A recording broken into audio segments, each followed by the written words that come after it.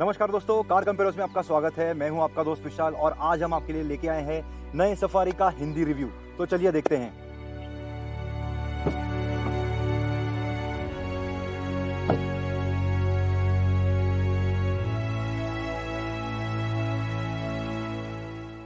दोस्तों, जब नए सफारी के पिकअप और पकड़ और संतुलन की बात आती है तो सबसे पहले हम शुरुआत करेंगे पिकअप से। दोस्तों, जब आप गाड़ी के अंदर बैठोगे और इंजन स्टार्ट स्टॉप बटन दबा के जब आप गाड़ी चालू करोगे तो सबसे पहली बात तो आपको बॉडी शेक महसूस होगा। गाड़ी थोड़ी सी ऐसे हिलेगी, एकदम थोड़ी सी ऐसे महसूस होगा। दूसरी बात, जब आप गाड़ी चालू करोगे और जब चलाना शुरू करोगे तो क्लच जब दबाओगे, गियर शिफ्ट करने के लिए जब क्लच दबाओगे, क्लच का ट्रैवल आपको बहुत लगेगा। यानी क्लच इतना अंदर दबाना पड़ेगा कि आपको पैर ऑलमोस्ट पूरा सीधा करना पड़ता है आपके सीट के हिसाब से ऑफ कोर्स। फिर जब क्लच के वेट की बात आती है, जब क्लच कितना लाइट है कितना हेवी है उसकी बात आती है, तो ये पूरा लाइट भी नहीं है पूरा हेवी भी नहीं है, मिड वेट है, हैरियर की तरह एग्जैक्टली जब क्लच की बात आती है तब। फिर वाइब्रेशंस की बात अगर की जाए तो जब आइडलिंग पे गाड़ी होगी आपकी तो वाइब्रेशंस आपको स्टीयरिंग पे थोड़े महसूस होंगे। फिर गियर शिफ्ट की अगर बात करें तो गियर शिफ्ट भी हैरियर की तरह ही थोड़े से नौची लगेंगे आपको, यानी कि सोच समझ के ऐसे पहला गियर, दूसरा गियर, तीसरा। हम यहाँ पे अभी 6 स्पीड मैनुअल गियर बॉक्स का वेरिएंट चला रहे हैं यहाँ पे हम। तो जब फर्स्ट टू 6 नहीं तो 6 टू फर्स्ट जब आप आते हो तब आपको सोच समझ के गियर डालना पड़ता है। ऑल्दो एक बार डाल दिया तो वो पूरा सही एंगेज होता है, नो डाउट, लेकिन नौची थोड़ा लगता है बिल्कुल हैरियर के बारे में। नाउ जब आप गाड़ी चलाना शुरू करोगे गियर डाल के और टॉर्क एक्सपीरियंस करोगे, 350 Nm का इसका टॉर्क है दोस्तों, और ये टॉर्क बहुत अच्छी तरीके से ट्यून किया है टाटा ने, क्योंकि इसका सुपर टॉर्क है। सेकेंड गियर पे भी, अभी मैं सेकेंड गियर पे अगर चलाता हूं और अभी मैं घाट में चला रहा हूं गाड़ी और सेकेंड गियर में इतने इजीली जाती है, थर्ड गियर में भी मैं इजीली जा सक रहा हूं। सो जो आरपीएम बैंड है जिसमें ये बहुत अच्छी तरीके से चलती है वो है 1500 और 2000 के आगे। 1500 तक भी आप सेकेंड गियर में गाड़ी निकाल सकते हो दोस्तों। अब अगर आप स्पीड ब्रेकर पे जा रहे हो, नहीं तो ऐसे गड्ढों में जा रहे हो जहां पे आपको सेकेंड गियर पे नीचे आना पड़ता है, वहां पे आपको फर्स्ट गियर डालने की जरूरत नहीं है। इतना अच्छा टॉर्क है इसका, टॉर्क डिलीवरी बहुत अच्छी है। इनफैक्ट सेकेंड गियर पे भी कभी ट्राई किया मैंने कि गाड़ी रुका दी और सेकेंड गियर डाल के थोड़ा सा निकलना शुरू किया तो हैरियर के जैसे ही एग्जैक्टली वो स्टैंड स्टिल से भी सेकेंड गियर पे निकली। मुझे तो ये लगता है कि ये थर्ड गियर पे भी इजीली निकल सकती है, ये ऐसे मुझे लगता है। ऑल्दो मैंने ट्राई नहीं किया, आप ट्राई कर सकते हो जब आप टेस्ट ड्राइव लोगे तब। पॉइंट इज इसका लो एंड टॉर्क बहुत बढ़िया है दोस्तों। जी हाँ, फिर जब इंजन के आवाज की बात आती है दोस्तों, अभी मैं सेकेंड गियर में चला रहा हूं, घाट में हूं, ऑलमोस्ट 2000 आरपीएम पे हूं और इंजन का आवाज अभी मुझे उतना सुनाई नहीं दे रहा है। लेकिन जैसे ही मैं 3000 आरपीएम पे जाता हूं, अभी मैं 3000 आरपीएम पे जा रहा हूं, ये 3000 आरपीएम पे दोस्तों मुझे गाड़ी का आवाज सुनाई देने शुरू हो जाता है। जब आप 4000 आरपीएम क्रॉस करते हो तब गाड़ी चिल्लाना लगती है, इतना आवाज आता है गाड़ी के अंदर। जब विंड नॉइज की बात आती है दोस्तों, अगर आप 50-60 kmph कर रहे हैं तो विंड नॉइज आपको बिल्कुल नहीं आएगा। ये एनवीएच मेंटेन करने के लिए टाटा ने बहुत अच्छा काम किया है जब विंड नॉइज की बात आती है तब। फिर रोड नॉइज की जब बात आती है तब मैं अभी ऑलमोस्ट 40 kmph कर रहा हूँ, 45 kmph कर रहा हूँ। इस स्पीड पे भी आपको रोड नॉइज आवाज बिल्कुल सुनाई नहीं देगा। फिर जब 3 मोड्स की बात आती है दोस्तों, इसमें आपको इको, सिटी और स्पोर्ट मोड, ऐसे 3 मोड मिलेंगे। इको मोड में अगर आप गाड़ी चलाओगे तो आपको बहुत स्मूथ लगेगा इको मोड, क्योंकि इफिशिएंसी के लिए ट्यून्ड है। सबसे पहली बात तो पावर और टॉर्क जो है, जाहिर सी बात है कि उसमें बहुत टोन डाउन करना पड़ता है मैन्युफैक्चरर्स को, इसलिए उसमें आपको पावर और टॉर्क दोनों उतना महसूस नहीं होगा, उतना अच्छा एक्सपीरियंस, आई वुडंट से अच्छा एक्सपीरियंस नहीं मिलेगा। लेकिन इको में बहुत ऐसे लीनियर चलती है गाड़ी, पावर सर जैसे आपको फील नहीं होगा। स्पोर्ट्स मोड में हालांकि यहाँ पे एक बटन दिया है हमने, जो हम इंटीरियर्स के इसमें कवर करेंगे दोस्तों। वॉक अराउंड भी हम कर रहे हैं जैसे हमने कहा, तो वॉक अराउंड में आपको दिख जाएगा कि कंट्रोल कैसे है, इसके 2 बटन्स कहाँ पे है। जब स्पोर्ट्स की बात आती है, स्पोर्ट मोड की बात आती है, तो स्पोर्ट मोड में आपको पूरा पावर, पूरा टॉर्क एक्सपीरियंस होगा उसमें। जी हाँ, स्पोर्ट्स मोड में एक्सेलरेटर का जो मैपिंग रहता है वो चेंज किया रहता है मैन्युफैक्चरर्स ने, तो एक्सेलरेटर पे थोड़ा सा पैर दबाए तो इमीडिएटली आपको पावर सर्ज जो है, पावर जो है वो आपको महसूस होगा, वो आपको इको में महसूस नहीं होगा। हालांकि इको फ्यूल इफिशिएंसी के लिए बहुत अच्छी है, इसलिए बहुत स्मूथ है वो। स्पोर्ट्स मोड में एक्सेलरेटर दबाने के बाद आपको बहुत अच्छा एक्सपीरियंस मिलेगा। जब सिटी की बात आती है, सिटी मोड की बात आती है, तो वो बराबर इको और स्पोर्ट, इसके बीच का बराबर ऑप्शन दिया है टाटा ने, जहां पे आपको इफिशिएंसी भी ठीक ठाक मिलेगी, पावर भी ठीक ठाक मिलेगी। इसलिए सिटी में ही सिटी का प्रयोग करना हम उचित समझते हैं, इसलिए सिटी में हमने सिटी का मोड इस्तेमाल किया, जिसमें हमको बहुत अच्छा एक्सपीरियंस मिला इस मोड में। सो ये हो गई बात इको, सिटी और स्पोर्ट मोड के बारे में। अब हम बात करेंगे पकड़ और संतुलन के बारे में, जहां हम आपको बताएंगे कि स्टीयरिंग फीडबैक कैसा है, गाड़ी में रोल है कि नहीं, एटसेट्रा एटसेट्रा।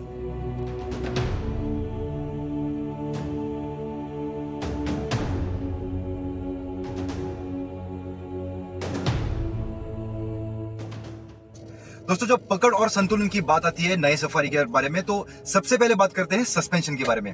दोस्तों, हैरियर के जैसे ही आपको इसमें सस्पेंशन थोड़े से हार्ड मिलेंगे, थोड़े से हार्ड, जहां पे जब आप पॉटहोल में जा रहे हो, जब गड्ढे से जा रहे हो, मीडियम साइज गड्ढों से, नहीं तो छोटे गड्ढों से उतना आपको रियलाइज नहीं होगा, उतना महसूस नहीं होंगे।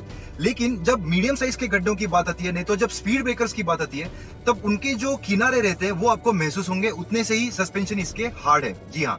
और साइडवेज मूवमेंट की अगर आप बात करोगे, जब हम घाट में चला रहे हैं तो साइडवेज मूवमेंट भी थोड़ा सा आपको उतना बहुत ज्यादा महसूस नहीं होगा, लेकिन थोड़ा सा महसूस जरूर होगा। जो साइडवेज मूवमेंट यानी घाट में हम जब यू टर्न लेते हैं, नहीं तो टर्न लेते हैं 15 kmph पे, नहीं तो 20 kmph पे, वहां पे आपको थोड़ा सा साइडवेज मूवमेंट आपको महसूस होगा। लेकिन दोस्तों, जब हाईवे की बात आती है, नहीं तो अच्छे सिटी के रस्तों की, नहीं तो हाईवे की जब बात आती है, तब आपको स्ट्रेट लाइन स्टेबिलिटी बहुत बढ़िया मिलेगी, जैसे कि हैरियर में ही। एग्जैक्टली स्ट्रेट लाइन स्टेबिलिटी पे जैसे ही आप 20, 30 kmph, 50 kmph, 60 kmph decent speeds करोगे, आपको स्ट्रेट लाइन स्टेबिलिटी बहुत अच्छी मिलती है। क्रेटा के साथ अगर आप कंपेयर करोगे दोस्तों, हैरियर नहीं तो नई सफारी को, तो वो ऐसे बाउंसी नहीं होती। जो साइडवेज मूवमेंट है आपको थोड़ी सी महसूस होगी इसमें, लेकिन बाउंसी महसूस नहीं होगी आपको, जैसे क्रेटा महसूस होती है हैरियर और सफारी में। हालांकि सफारी का व्हील बेस जो है वो भी ज्यादा होने के बाद भी जो व्हिप्लैश रहता है, यानी कि जो गाड़ी का जो रियर एंड है, पिछला भाग जो है, वो व्हिप्लैश आपको बिल्कुल महसूस नहीं होगा। लेकिन घाट में और सिटी में जब आप टर्न्स पे चला रहे हो, थोड़ा सा रोल आपको ऑब्वियसली महसूस होगा, क्योंकि एसयूवी में आपको महसूस होता ही है, जो हैरियर में और इसमें दोनों आपको महसूस होगा। जब स्टीयरिंग की बात आती है, स्टीयरिंग बहुत लाइट भी नहीं है दोस्तों, बहुत हेवी भी नहीं है, मिड वेट है। जितना वेट चाहिए उतना अच्छा है, सिटी में कंफर्टेबली हम चला सके हाईवे पे। लेकिन जब सेंसिटिविटी की बात आती है, स्टीयरिंग जितना लाइट होना चाहिए, स्टीयरिंग की सेंसिटिविटी जितनी कम होनी चाहिए, उतनी नहीं है जितनी 2019 की, यानी 2019 की जो हैरियर थी, उतनी कम लाइट और सेंसिटिविटी नहीं है, लेकिन थोड़ी सी बेटर है। लेकिन जब हाईवे की बात आती है दोस्तों, हमें लगता है कि टाटा ने वहां पे और सुधारनाएं करनी चाहिए, क्योंकि जब हाईवे पे हमने चलाई, तब जितना हो सके उतना प्रैक्टिकल होना चाहिए स्टीयरिंग को। यानी बहुत इमरजेंसी के टाइम, फॉर एग्जांपल, जब मैं स्टीयरिंग लेट्स से एक पॉटहोल अवॉइड करने के लिए मैं थोड़ा स्टीयरिंग ऐसे लेफ्ट राइट करके मैं सीधा करता हूँ गाड़ी, तब स्लो मूवमेंट करना पड़ता है, क्योंकि जितना इनपुट आप दोगे उतनी गाड़ी टर्न नहीं होनी चाहिए हाईवे पे। जो हैरियर 2020 हैरियर और इसमें थोड़ा सा होता है, something that Tata needs to work on as soon as possible. तो स्टीयरिंग ऐसे हम नहीं बोल रहे कि बहुत डेंजरस है, कि थोड़ा सा स्टीयरिंग करने के बाद गाड़ी ऐसी घूम जाएगी, वो हम नहीं बोल रहे हैं, don't misunderstand us. But we are just saying कि 2019 की जो हैरियर की जो इतनी लाइट और इतनी सेंसिटिव थी कि थोड़ा सा करने के बाद ही टर्न होती थी, वो टाटा ने बहुत कम किया है, जो बहुत अच्छी बात है दोस्तों। और वेट भी मीडियम वेट है, पार्किंग में आपको बहुत अच्छा लगेगा सिटी में, नहीं तो हाईवे पे कहीं भी पार्क कर रहे हो तब।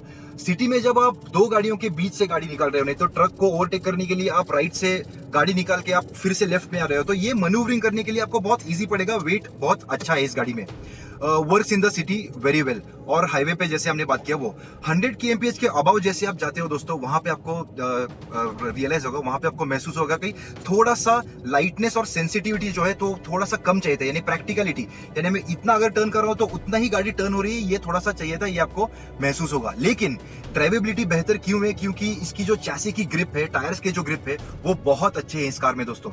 जब सिटी में गड्ढों की बात आती है दोस्तों, जैसे हम बात कर रहे थे, तब इसका ग्राउंड क्लियरेंस इतना अच्छा है, इतना बेहतर है, हैरियर की तरह एग्जैक्टली।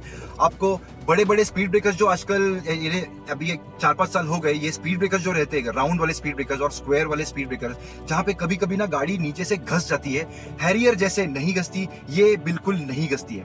बैड रोड्स पे, यानी जब आप ऑफ रोडिंग करोगे तब लेफ्ट को गड्ढा रहता है, राइट को स्पीड ब्रेकर जैसे एक बम्प रहता है, तब ऐसे और सी चलती है गाड़ी। Thanks to the Land Rover architect, जो ओमेगा आर्किटेक्चर है, उस पे ही बेस्ड है ये हैरियर और ये दोनों। इसीलिए इसका जो चैसी ग्रिप है, इसका जो इसके जो ऑफरोडिंग कैपेबिलिटीज है, ये इतने अच्छे हैं, ग्राउंड क्लियरेंस बहुत अच्छा दिया है। ये सब पैकेज मिला के आपको खराब रास्तों पे एक अच्छा एक्सपीरियंस आएगा। सिर्फ वो सस्पेंशन की एक बात छोड़ के, जो हमने पिकअप में बात की, पकड़ में बात की, स्टार्ट में सस्पेंशन के बारे में। सो ये हो गया ग्राउंड क्लियरेंस के बारे में। जब ब्रेक्स की बात आती है दोस्तों, ब्रेक्स अच्छे हैं, जैसे एक्सपेक्टेड है वैसे काम करते हैं। हैरियर से कंपेयर करने के बाद दोस्तों हम जब हमने चलाई थी 2020 में, जिसका वीडियो आपने देखा होगा, तब हमने एक पॉइंट पे हैरियर का ब्रेक लॉक कर दिया था, इतना जोर से दबाया था और हैरियर स्ट्रेट लाइन में जाके रुकी थी। एग्जैक्टली वैसे ही ये नई सफारी जाके रुकी हमने जब इसको सिटी और हाईवे पे ब्रेकिंग किया, और वो भी सेफ एनवायरनमेंट में। दोस्तों हाईवे पे जाके हमने, पब्लिक रोड्स पे ऐसा नहीं टेस्ट किया, अच्छे रोड्स पे जाके हम जब टेस्ट कर रहे थे तब स्ट्रेट लाइन में जाके रुकी। सिटी में जब बात करते हो तब उसका सेंसिटिविटी जो है, यानी थोड़ा सा पैर रखने के बाद ब्रेक इतना नहीं लगता कि गाड़ी ऐसे रुक जाती है, ऐसा बिल्कुल नहीं होता। हाईवेज पे और सिटी पे जब आप घाट में चला रहे हो, जब अभी मैं घाट में चला रहा हूँ गाड़ी, तो अभी बिना ब्रेक दबाए मैं घाट उतर रहा हूँ और थोड़ा सा यू टर्न के यहाँ पे थोड़ा सा ब्रेक टैप कर दिया और निकाल दिया, जैसे मैं अभी कर रहा हूँ, थोड़ा सा ब्रेक पे टैप कर दिया, निकाल दिया, अब स्मूथली निकल रही है। ब्रेक बाइट जो है वो बहुत सही है, हैरियर की तरह ही, जितना बाइट चाहिए आपको उतना मिल जाएगा। स्ट्रीट लाइन स्टेबिलिटी अच्छी होने की वजह से स्ट्रीट लाइन ब्रेकिंग भी उन्होंने बहुत अच्छी दी है। फिर जब ब्रेकिंग और एक्सेलरेशन की बात आती है दोस्तों, तो ब्रेकिंग के वक्त जब हमने ब्रेक दबाया तब नोज डाइव हमें थोड़ा सा महसूस हुआ गाड़ी में। नोज डाइव यानी जब गाड़ी हम चलाते हैं तो इस सामने का नोज जो रहता है, ब्रेक दबाने के बाद वो सस्पेंशन ऐसे इनिशियली हार्ड लगते हैं, लेकिन थोड़ा सा नोज डाइव हमको महसूस हुआ, ये ब्रेकिंग के टाइम पे। और एक्सेलरेशन के टाइम पे इसका पावर और टॉर्क इतना अच्छा होने की वजह से जब एक्सेलरेट हमने की गाड़ी, तब एक्सेलरेट करने के बाद नोज डाइव जो रहता है वो ब्रेकिंग के वक्त हमें महसूस होता है, लेकिन वो नोज अपोजिट साइड पे भी, यानी एक्सेलरेशन के टाइम पे भी हमें वो महसूस हुआ, यानी थोड़ा सा नोज ऊपर आ जाता है, जो एक अच्छी बात है, जो एक अच्छा फील देता है एंथुजियास्ट के लिए, आप और हमारे जैसे एंथुजियास्ट के लिए। लेकिन वो नोज डाइव जो है वो थोड़ा सा महसूस होगा आपको, दैट इज द पॉइंट। तो दोस्तों ये था हमारा पिकअप और पकड़ और संतुलन नए सफारी के बारे में। तो चलिए दोस्तों इस वॉक अराउंड वीडियो में देखते हैं कि इस नए सफारी में क्या आता है क्या नहीं आता है, स्पेशली हैरियर के साथ तुलना करने के बाद। सबसे पहले शुरू करते हैं दोस्तों फ्रंट ग्रिल से। एक्सटीरियर से शुरू करने के बाद ये जो अगर फ्रंट ग्रिल आप दिखोगे तो यहाँ पे ये जो फिनिश दिया है, ये ऐसे क्रोम फिनिश तो दिया है यहाँ पे, ये आपको नए सफारी में मिलेगा। हेडलाइट की बात करें तो यहाँ पे मैं आपको हेडलाइट दिखा दूं, ये देखिए यहाँ पे प्रोजेक्टर हेडलैम्प मिलता है आपको, और हेलोजन हेडलैम्प भी मिलता है। जैसे आपको हैरियर में मिलेगा वैसे ही आपको इसमें हेडलाइट्स मिल जाएंगे। सामने की तरफ, ये ऊपर की तरफ, यहाँ पे ये देखिए साइड में, एक्सटीरियर में। अब अगर साइड में अगर आते हैं दोस्तों तो सबसे ज्यादा फर्क आपको यहाँ पे दिखेगा। मैं साइड में आ जाता हूँ क्लियरली, ये देखिए जो दोस्तों ये जो व्हील बेस है, यहाँ पे व्हील बेस ज्यादा है नए सफारी का, ऑलमोस्ट 63 mm से। अगर आप यहाँ पे साइड में देखोगे तो ये दोस्तों क्वार्टर ग्लास, ये जो ग्लास दिख रहा है आपको, ये क्वार्टर ग्लास तो दोस्तों बड़ा दिया हुआ है। आप अगर ऊपर देखोगे तो ये जो रूफ रेल है दोस्तों, ये रूफ रेल आपको अलग मिलेगा सफारी में। जैसे आप ये स्टेप अप देख सकते हो ऊपर, जैसे ओल्ड सफारी को आता था वैसा ही है इसको। और नजदीक से देखोगे तो यहाँ पे सफारी नाम लिखा हुआ है, ये देखिए ये नया सफारी यहाँ पे लिखा हुआ है। साइड से अगर इसका रियर देखोगे तो थोड़ा अपराइट भी है दोस्तों, थोड़े सीधे लाइन्स आपको बहुत ज्यादा दिखेंगे इसमें, ये देखिए। मेनली यहाँ पे नीचे अगर आते हो तो यहाँ पे 18 इंच अलॉय व्हील्स मिलते हैं आपको, मशीन्ड अलॉय व्हील्स मिलते हैं। ये आपको हैरियर में 1 इंच छोटा मिलेगा हैरियर से कंपेयर करने के बाद। अभी रियर में अगर देखोगे, रियर में अगर हम आते हैं यहाँ पे, इसके टेल सेक्शन को देखोगे तो ऑलमोस्ट सिमिलर है दोस्तों हैरियर को। ये ब्लैक पीस जो बीच में दिया हुआ है वो सेम है, टाटा का लोगो बीच में आएगा, और सफारी ऐसे बड़े बड़े अक्षरों में सेपरेटेड स्टाइल में आपको दिखेगा यहाँ पे। और ये जो टेलगेट है दोस्तों, ये पूरा टेलगेट जो है, ये पूरा टेलगेट नया है सफारी में। हैरियर में आपको अलग दिखेगा हालांकि, ये देखिए। साइड में आ जाते हैं यहाँ पे, जैसे मैंने कहा दोस्तों इसका व्हील बेस ज्यादा किया हुआ है। सफारी की हाइट भी दोस्तों ज्यादा है, ऑलमोस्ट 80 mm से अगर हैरियर से कंपेयर करोगे तो। अंदर जाके देखते हैं दोस्तों कि अभी अंदर में क्या क्या डिफरेंस आता है। सबसे पहली बात तो दोस्तों, जब आप दरवाजा खोलोगे तो आपको यहाँ पे सीट दिखेगा, ड्राइवर सीट। ये ड्राइवर सीट आपको 6 वे एडजस्टेबल ड्राइवर सीट मिलेगा यहाँ पे दोस्तों, ये देखिए। यहाँ पे आपको एडजस्टमेंट मिलेगा सीट एडजस्ट करने के लिए।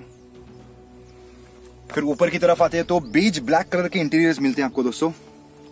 ये देखिए दरवाजों पे भी वही ऐसे ही इंटीरियर्स मिलेंगे आपको। यहाँ पे पावर विंडोज के लिए बटन है। ये 6 वे एडजस्टेबल ड्राइवर सीट। सबसे बड़ा फर्क दोस्तों, सबसे बड़ा फर्क है अगर हैरियर के साथ कंपेयर करोगे तो वो है ये थर्ड रो सीटिंग। यहाँ पे हमने ये थर्ड रो सीटिंग फोल्ड किया है आपको दिखाने के लिए कि पीछे जाने के बाद कितनी जगह है वो हम देखेंगे। सामने से पहले खत्म कर देते हैं कि यहाँ पे सामने क्या क्या मिलता है आपको, स्पेशली हैरियर के साथ तुलना की जाए तो। इंटीरियर्स का हो गया। अंदर आने के बाद दोस्तों यहाँ पे आपको 8.8 इंच का टच स्क्रीन मिल जाता है। ये टच स्क्रीन आपको मैं चालू करके दिखा दूं। ये देखिए टाटा के लोगों के साथ ये शुरू होता है। ये 8.8 इंच का टच स्क्रीन है दोस्तों। अगर ये आप हैरियर के साथ कंपेयर करोगे तो हैरियर में आपको ये ऐसा टच स्क्रीन मिलेगा, लेकिन 1 से 1.5 इंच छोटा टच स्क्रीन मिलेगा। ये बंद किया हुआ है टच स्क्रीन। अभी मैं अगर चालू करता हूं इसको, ये इसका हो गया टच स्क्रीन। फिर नीचे की तरफ आते हैं तो यहाँ पे कंट्रोल्स दिए हुए हैं, बटन्स दिए हुए हैं। यहाँ पे होम का बटन दबाता हूं मैं तो होम पे आ जाओगे आप, जहां पे Apple CarPlay, radio, audio setup, voice command, settings में जा सकते हो। स्वाइप की बात करें तो दोस्तों ये इजीली स्वाइप हो रहा है। फिंगर टच बहुत अच्छा है इसका। यहाँ पे राइट साइड में आपको कंट्रोल्स मिल जाएंगे जहां पे ब्लूटूथ कनेक्ट कर सकते हो आप। होम पेज के लिए भी यहाँ पे जाने के लिए एक बटन दिया हुआ है। नीचे की तरफ आते हैं दोस्तों, एयरवेंट्स के नीचे कंट्रोल्स दिए हुए हैं, जहां पे आप सबसे पहली बात तो यहाँ पे स्पोर्ट्स मोड चालू करने के लिए यहाँ पे बटन दिया है। फिर इको मोड चालू करने के लिए यहाँ पे बटन दिया है, ये वाला। दोस्तों जब आप गाड़ी चालू करोगे, यहाँ पे मैं दिखा दूं आपको, यहाँ पे ये दोस्तों 7 इंच डिजिटल डिस्प्ले मिलता है आपको नई सफारी में। यहाँ पे इंस्ट्रूमेंट क्लस्टर में 7 इंच का जो है, इसमें आपको यहाँ कॉर्नर में आप देखोगे तो यहाँ पे सिटी लिखा हुआ है।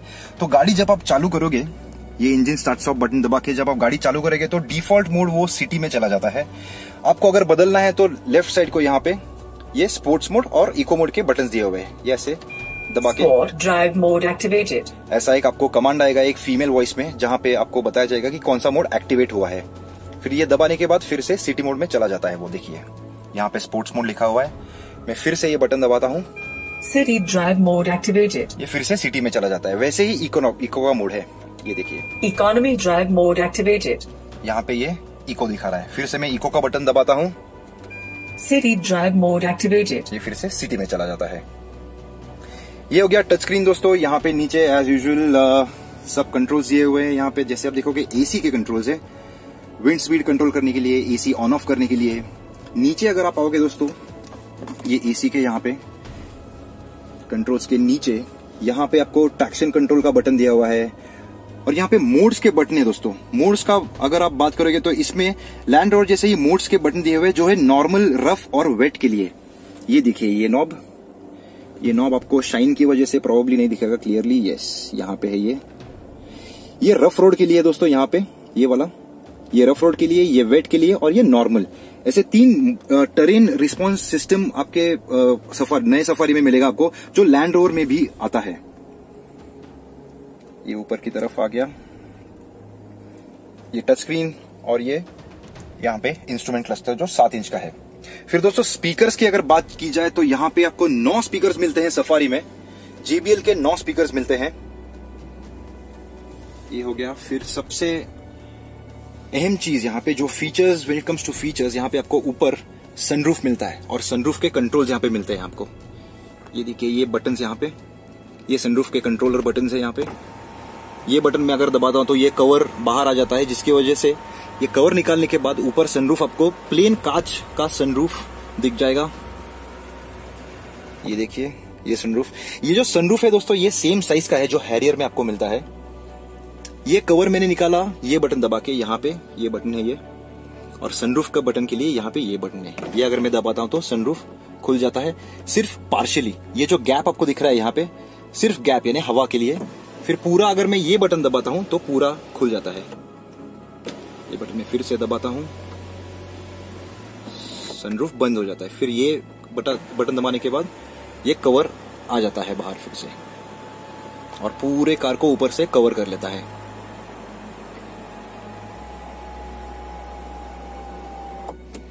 ये हो गई सनरूफ की बातें। यहाँ पे अब पीछे जाके देखते हैं दोस्तों। तो यहाँ पे बीच में जैसे मैं बोल रहा था दोस्तों, यहाँ पे एक बेंच दिया हुआ है। ये बेंच की वजह से ये नई सफारी 7 सीटर होती है। यहाँ पे टाटा ने 2 सीटर का भी ऑप्शन दिया है, जहां पे आपको कैप्टन सीट्स मिलेंगे। कैप्टन सीट्स की वजह से वो 6 सीटर हो जाती है। सो 6 सीटर और 7 सीटर, ऐसे 2 ऑप्शन है आपके पास। और ये रहा इसका 3rd रो सीटिंग, जहां पे 2 सीट्स दिए हुए हैं। अब पीछे जाके देखते हैं दोस्तों कितना नी रूम और कितना हेडरूम मिलेगा।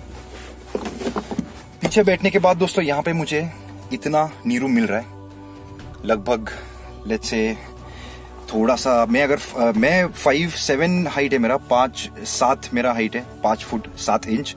5 फुट 7 इंच के लिए इतना सा जगह मिल रहा है मुझे, 4 उंगलियों से एक ज्यादा, 5 उंगलियों के इतना जगह मिल रहा है।